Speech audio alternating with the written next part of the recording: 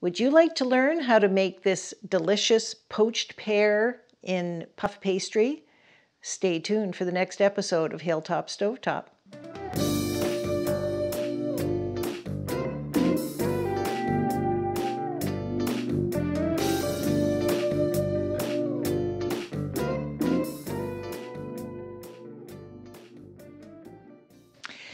Hello and welcome back to Hilltop Stovetop, the show where we're teaching you how to make great meals in an ordinary kitchen. Today, we're going to be making poached pears. I was at the grocery store yesterday. Try not to do that too much these days, but I did find these pears that were just at the peak of perfection. They're actually pears that come from Argentina, so because it's definitely not pear season in Canada right now.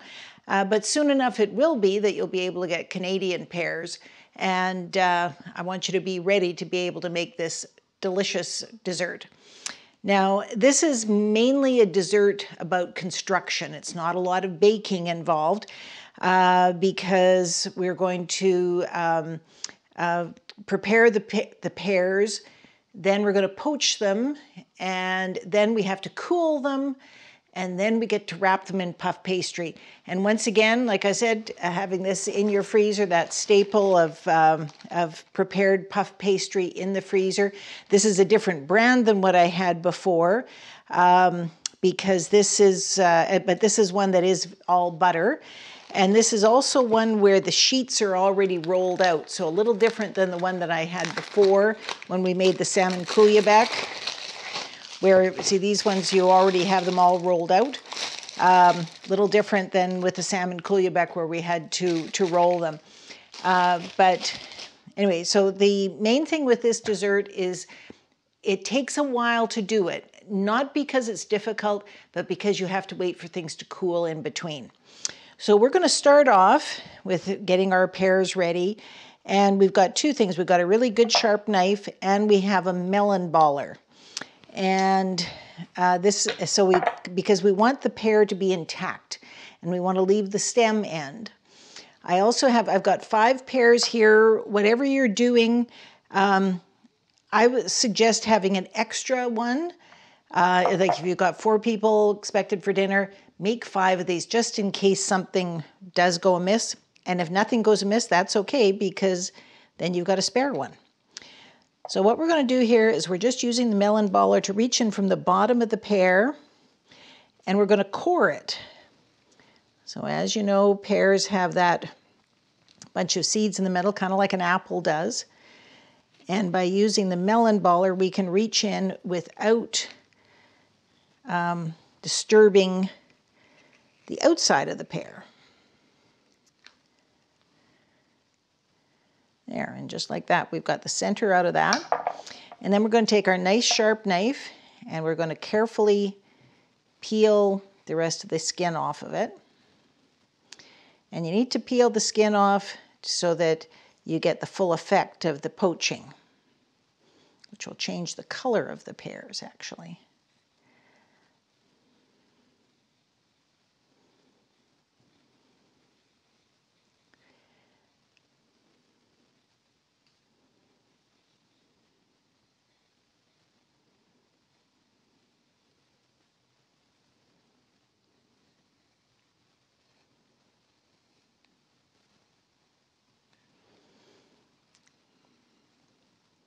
And we just want to go right up to the top of the stem. You'll leave a little bit of the skin up there.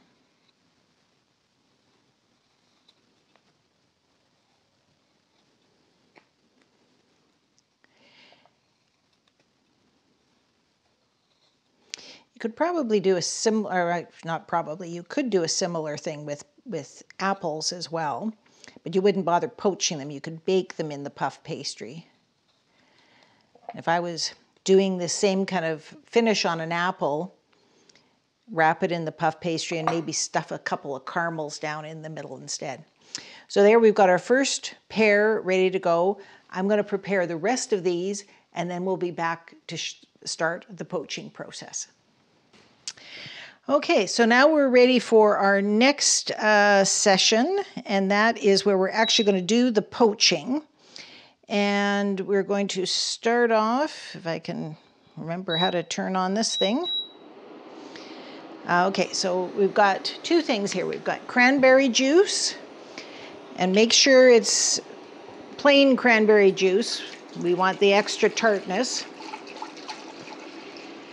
And we want enough liquid in here that we're going to be able to cover those pears. The other thing I'm going to add is some wine, some red wine. That's going to affect the color of this as well. This particular wine, this is de-alcoholized wine. It's stuff I just got at the grocery store. When you cook with alcohol, the alcohol is going to burn off anyway. So this is about half the price of a bottle of wine at the liquor store. Tastes pretty darn good. Make sure you get a good quality de-alcoholized wine, but it's quite all right to use that. And given I have such a big pot, I'm going to keep adding more cranberry to this. Now, the next thing we're going to do is we're going to get this up at a good hot heat, and we're going to add in our spices. Now, when we're cooking the pears, we want it to be at a very, very low simmer because we don't want to bruise them too much. But we do want it nice and warm to start with so that the flavor comes out of our spices. And we're going to start with, I've got a couple of sticks of cinnamon here. And using the whole spices is best in this because when you take the pears out, if you have ground spices, it's going to leave a bit of a coating on them. Next thing is black pepper. And I'm going to put in a good handful like that. Seems kind of weird to be putting pepper in, but pepper and pears goes together amazingly well. And then the last thing I'm going to add here is a few cloves. Think kind of mulled wine spices is what you're going to add in here. So we'll bring this up to a boil. And then once it's boiling, we'll turn down the temperature a bit. And then we can put the pears in. And the tool I'm going to use for that is the strainer. I'm just going to double check and see how deep my liquid is. So it's only about half the depth of that. So I am going to put in the rest of this cranberry.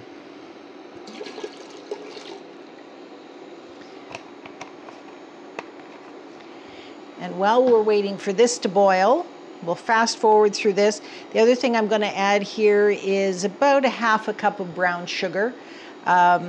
And then we'll be ready to go very shortly.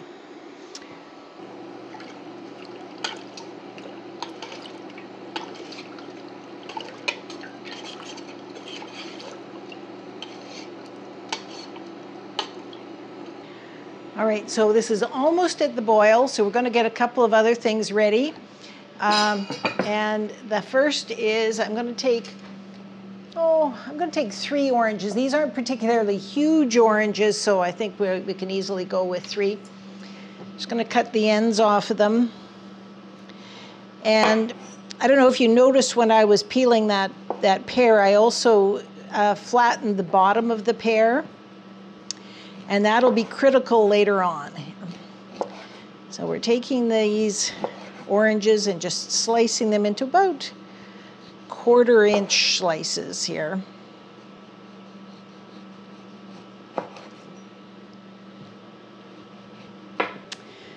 All right, let's see, how is this doing here? Yeah, we're starting to come to the boil here.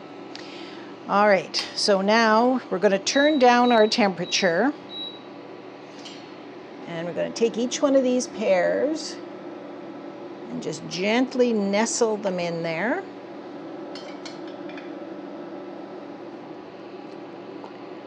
We don't want to do anything that's going to bruise these.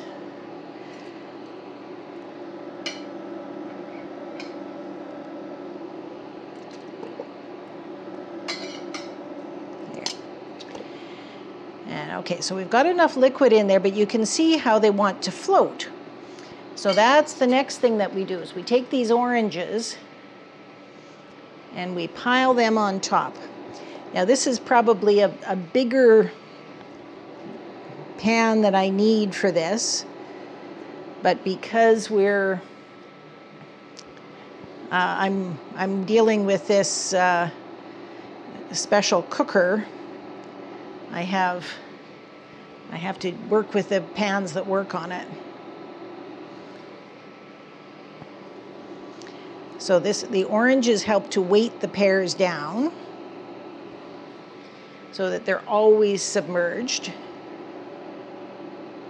And then the last thing we're going to do is we're going to take a plate, something that's heat proof, and we're just going to set that on the top.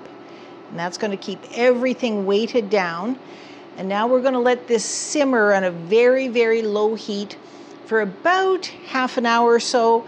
I'll double check them at that point because they will have absorbed the redness from the cranberry juice and the wine, and they will start to soften. Now, we don't want them mushy, but we do want them cooked through.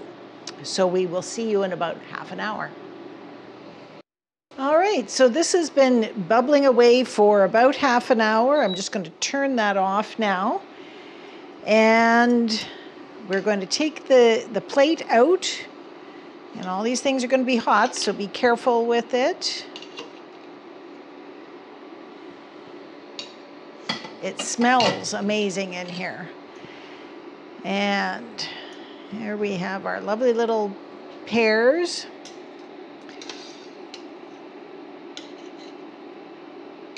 Oop. There we go. So you can see how that's got a nice little pink tinge to it. And we're going to put that onto a rack over a plate because we want two things. We want it to drain, and I'm going to put this in the fridge and let them cool a bit. So if they were just sitting straight on the plate or in a bowl, they would end up with this juice pooling around them. Get that in a second.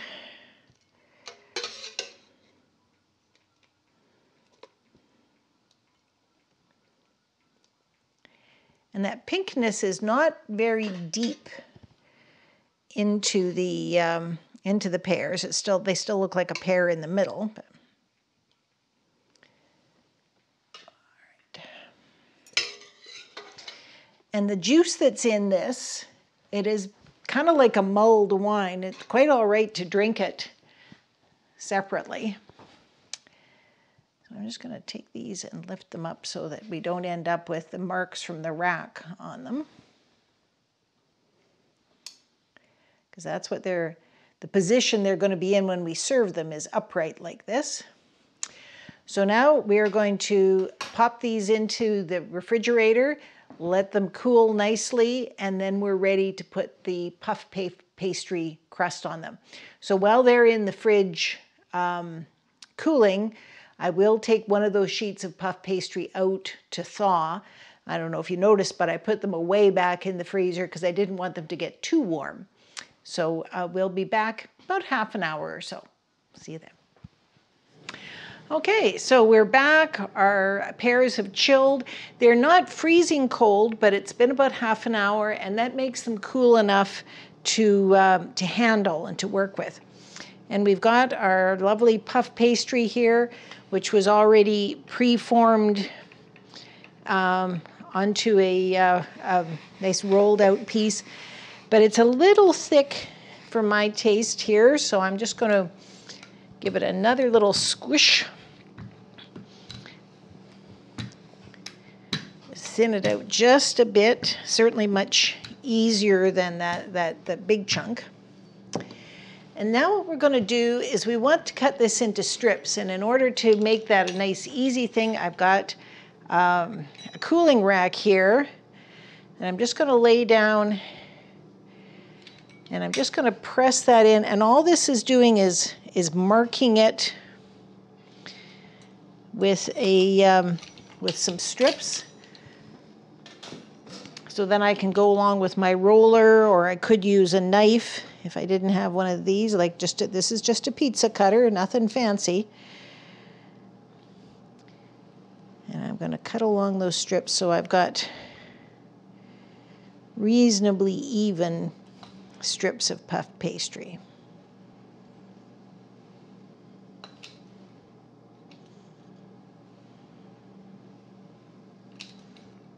got my baking sheet ready to go here, covered with parchment paper. And I think what I'll do,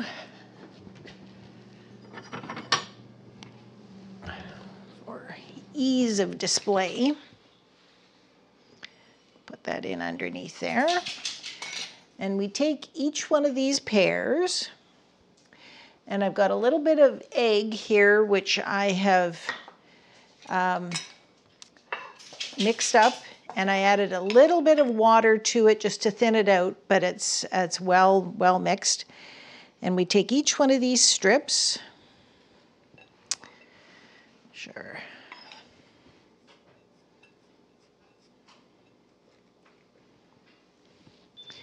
And we start by dipping it in the egg. So remember, we talked about how egg is just sort of this natural glue when it comes to pastry. And then we're going to dip it. This is just plain white sugar. And we're only dipping one side of it in the sugar. And what that's going to do is it's going to give a nice texture on the outside of this. And then we start at the top of our pear. And just spiral it around.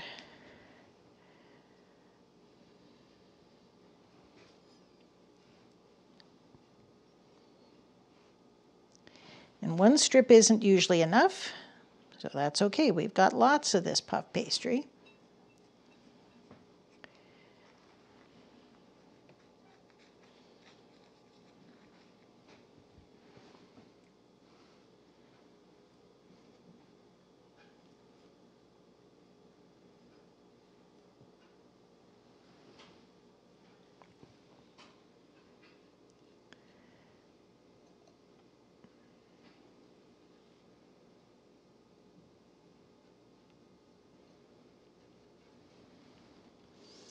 And when we start it off here, we're just going to tuck the one edge in underneath the last edge.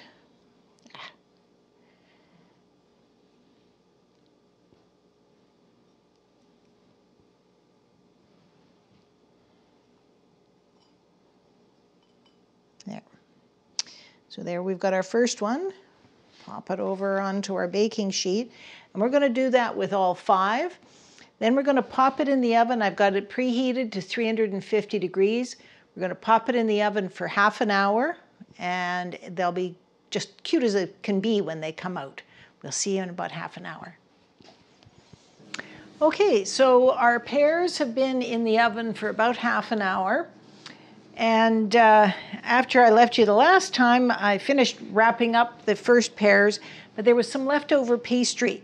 So I sprinkled those with sugar and cinnamon and gave them a little twist. So in addition to our pears, we have these little sticks that go with them. Now the next thing we're going to do, and again, remember I said that this was one of these things you have to be patient with it because of the cooling time involved. So now we're going to take these pears and put them on a rack.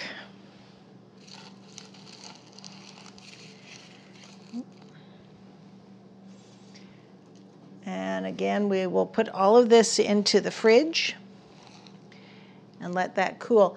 And you could serve them warm, it's true, but we're going to be doing a little bit of a warm chocolate sauce to go with them. And if we cool them now, then they can be ready well ahead of your dinner party. You don't have to worry about the timing on things. You can have them pre-cooked and cool, and then just have a warm chocolate sauce with them. And the other thing that will happen is that if we put a little bit of whipping cream with them as a decorative feature, it's not going to melt. So they're looking pretty cute already, and they're going to get even cuter as we move along. So we will see you in about an hour or so after these have had a chance to properly cool in the refrigerator. All right, so we're back. We've had lots of time to cool these things. So this is just to let you know that You could have made these early in the day and just had them sitting in the fridge until it's time for your guests to be ready for their dessert. And Coco's going to have her long drink in the middle of this again.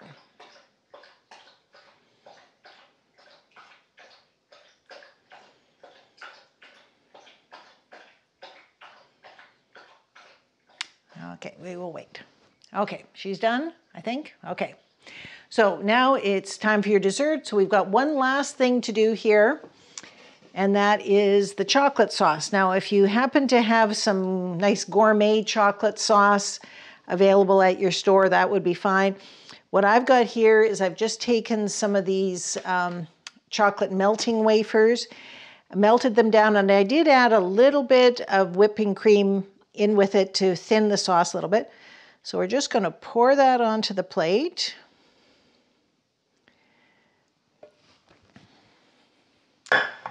And then we will pop one of our lovely little, I use a spatula here because they did want to stick to the grate. Pop one of these pears to the top onto that. And then a little couple of shots of whipped cream. And there we have it, poached pears in puff pastry. People will be wowed with this. You will, and it tastes delicious too. Just remember, this is a dessert that you kind of need a knife and a fork because cutting up the pear is tricky. So I hope you enjoyed today's episode of Hilltop Stovetop, and we look forward to seeing you again soon. Don't forget to like and subscribe on YouTube so that you don't miss the upcoming episodes. We'll see you soon. Bye-bye for now.